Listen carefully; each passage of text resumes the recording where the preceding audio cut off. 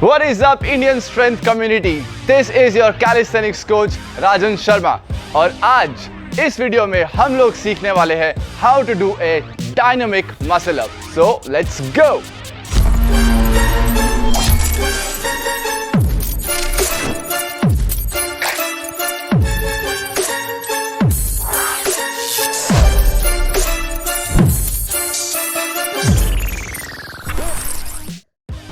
सो dynamic muscle up, जिसे हम swing muscle up भी बोलते हैं या फिर जिम्नास्टिक मसल अप भी बोलते हैं, ये एक ऐसा मूवमेंट है जो कि आपको फ्री स्टाइल कैलिस्थेनिक्स में बहुत ज़्यादा काम में आने वाला है।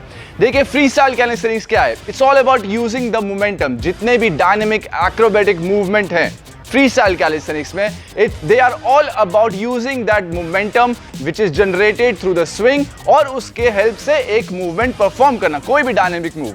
तो उसमें जब आप बार के ऊपर जा रहे हैं तो आप कैसे जाएंगे? बार के ऊपर जाने के लिए आपको मसल अप करना पड़ेगा और आप स्ट्रिक्ट मसल अप तो करेंगे नहीं, because that won't go along with the free style calisthenics. तो आपको डायनेमिक मसल अप ही परफॉर्म करना पड़ेगा।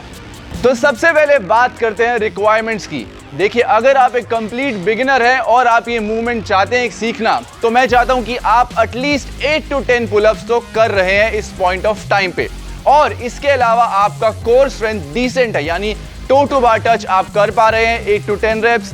फिर आती है आपकी स्विंग और ग्रिप स्ट्रेंथ। आपको स्विंग का अंडरस्टैंडिंग है कि कैसे बार पे स्विंग जनरेट करना है, और आपका ग्रिप स्ट्रेंथ अच्छा है ताकि आपसे बार छूट ना जाए जब आप एक्सप्लोसिव मूव ट्राई करेंगे।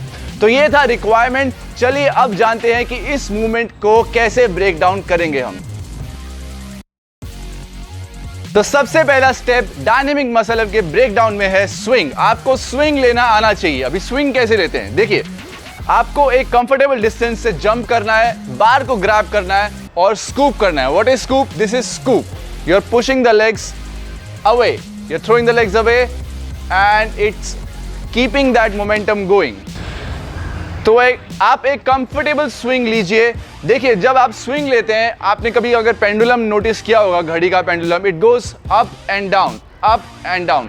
जब आप आगे पीछे जा रहे हैं, एक पॉइंट ऑफ टाइम ऐसा आता है फॉरवर्ड में जब आपका बॉडी स्टॉप होता है, यानी now it's going forward, now it's coming backward. एक पॉइंट ऑफ टाइम पे इट रिवर्सेस द डायरेक्शन। वो पॉइंट है जो आपको ध्यान में रखना है, क्योंकि उसी पॉइंट ऑफ टाइम पे आपका नेक्स्ट स्टेप आने वाला है। तो फर्स्ट स्टेप में हमने ये सीखा है कि आपको कंफर्टेबली स्विंग लेना आना चाहिए, आपका ग्रिप स्ट्रेंथ स्ट्रांग रहना चाहिए, ताकि आप इनिशियली लर्निंग स्टेजेस पे 4 से 5 स्विंग एक साथ ले सकते हैं, ताकि आपको उस पॉइंट का अंडरस्टैंडिंग मिले जहां पे आपको नेक्स्ट स्टेप जो कि है टो टू बार टच, वो करना है।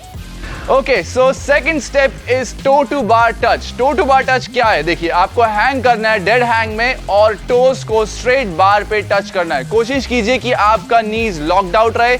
हल्का सा बेंड भी होगा तो भी चलेगा इनिशियली, बट अल्टीमेटली इसको स्ट्रेट रखना है। अभी ये कब एग्जीक्यूट करना है, कब स्विंग में डालना है, वो समझते हैं। देखिए जब आप स्विंग ले रहे हैं, याद कीजिए प्रीवियस स्टेप में मैंने आपको एक पॉइंट ऑफ टाइम याद करने के लिए बोला था। जब आप स्ट्रेट आगे जा रहे हैं and when you almost start to come back, उस पॉइंट ऑफ टाइम पे आपको ये सेम मूवमेंट डालना है। अभी समझते हैं कैसे एग्जीक्यूट होंगी दोनों चीजें एक साथ। देखिए अब स्विंग ले रहे हैं, swing swing, now when you reach here you do a toe to bar touch, this.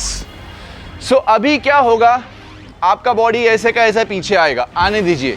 Understand that movement कि कैसे आपका हिप एकदम बार के नीचे आ रहा है, कैसे आपके टोज ऑलमोस्ट बार तक पहुंच रहे हैं। वापस देखते हैं एक बार। 3 स्विंग्स लेंगे, थर्ड स्विंग में will do toe to bar touch और बॉडी को पूरा पीछे आने देंगे। अभी इस स्टेप पे हम पुल नहीं कर रहे हैं, we are not pulling, we are not kicking. ये दूसरा स्टेप है। थर्ड और फोर्थ स्टेप में हम बाकी की चीजें सीखेंगे। यहाँ पे नॉर्मल टेंडेंसी ये होता है कि people start to pull. It's not a pull, यहाँ पे पुल की जरूरत ही नहीं है। It is a straight arm movement, pull नहीं चाहिए यहाँ पे। अभी सिर्फ 2 स्टेप समझिए, एक स्विंग, दूसरा टो टू बार टच। आगे समझते हैं कि थर्ड स्टेप क्या होगा। सो थर्ड स्टेप हमारा है किक। अभी ये समझते हैं कि ये किक कैसे करना है। देखिए ये कोई MMA वाला या मुए थाई वाला किक नहीं है, this is called donkey kick. ये एक तरह से हिप थ्रस्ट है। आपने किप अप देखा होगा, किप अप जो लोग करते हैं फ्लोर से, उसमें same kind of kick use होता है।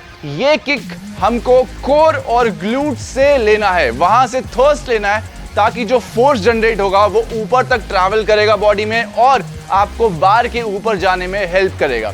तो समझते हैं कि किक किस पॉइंट ऑफ टाइम पे ऐड करना है। फर्स्ट स्टेप आप लेंगे स्विंग, सेकेंड स्टेप था हमारा टो टू बार टच। अभी थर्ड स्टेप में हम लेंगे swing, toe to bar touch and kick. So देखिए, किक के बाद अगर आप हल्का सा पुल ऐड कर देंगे विच इज स्ट्रेट आर्म पुल, तो आप इजीली बार के ऊपर जा सकते हैं। बट अभी हम एक स्टेप पीछे आते हैं और किक पे थोड़ा सा और समझते हैं कि इसको राइट टाइमिंग क्या है इसका एग्जीक्यूट करने का। वापिस से देखते हैं, swing, first step, the moment your toes reaches the bar you kick. अभी देखिए किक डेड हैंग में समझते हैं कि डेड हैंग में किक कैसे लेना है। Do a dead hang please. Now जो किक मैं बताना चाह रहा हूं वो आपको किक ऐसे लेना है। ओके, अगर आपको किक समझने में कोई भी प्रॉब्लम हो रही हो तो हम यहां पे सिर्फ और सिर्फ किक समझते हैं। देखिए, आप छोटा सा स्विंग लीजिए और किक कीजिए जब आप फॉरवर्ड पहुंचेंगे एंड किक। देखिए, ये किक एक वेव की तरह है, आपको एक वेव जनरेट करना है जो कि आपको ऊपर तक लेके जाएगा, वो फोर्स को पूरा ऊपर तक ट्रैवल करेगा। That is how you will be able to generate that amount of force जो कि आपको पूरा बार के ऊपर यानी मसल अप करने में हेल्प करने वाला है। तो अब हम आ गए हैं हमारे फोर्थ एंड फाइनल स्टेप पे, जहां हम पहले 3 स्टेप्स के बाद आखिरी स्टेप जो कि है पुल, वो ऐड करने वाले हैं। चलिए समझते हैं what is the right time to add the pull into the movement. मान लीजिए कि ये आप मसल अप कर रहे हैं, आपके टोज ऑलमोस्ट बार के पास पहुंच रहे हैं जब आप किक कर रहे हैं। दिस इज योर किकिंग, तब आपका बॉडी यहां पे आ गया ऑलमोस्ट पैरेलल। सिर्फ जो कमी बाकी है यहां पे वो है पुल की। अगर आप यहां पे हल्का सा पुल ऐड कर देंगे, देखिए मैंने अभी थोड़ी देर पहले कहा था कि ये कोई नॉर्मल पुल नहीं है, ये वाला पुल अप वाला पुल नहीं है, this is a straight arm pull. आपने जिम में देखा होगा लैट पुल डाउन में काफी लोग करते हैं straight arm pull down, this one lat pull down से। तो it's the same pull which you have to add here. एक बार वापस देखते हैं, देखो आपने स्विंग लिया, टो टू बार टच किया, फिर किक किया, अभी आप यहां तक आ गए, यहां से आप बार को नीचे पुश कीजिए ताकि आपका अपर बॉडी ऊपर आ जाए सेम मोमेंटम को कैरी करते हुए। और आप बार के ऊपर तभी जा पाएंगे जब आप चारों के चारों स्टेप्स कंबाइन करेंगे, यानी swing, toe to bar touch, kick and pull. तो एक बार फाइनल मूवमेंट हम हाई बार पे देखते हैं कि कैसे एग्जीक्यूट करेंगे।